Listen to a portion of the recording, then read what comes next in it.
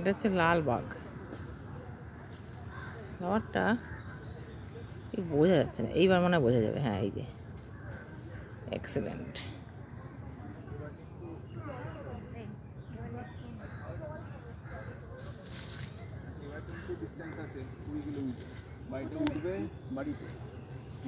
এই যে যেটা এটাতে পায়রা থাকে আগেকার দিনে, এই পায়রার এখান থেকে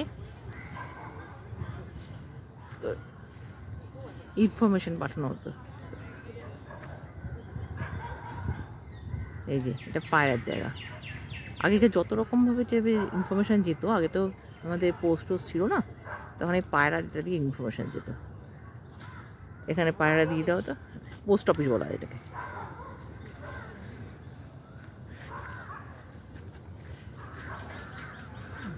দাঁড়া।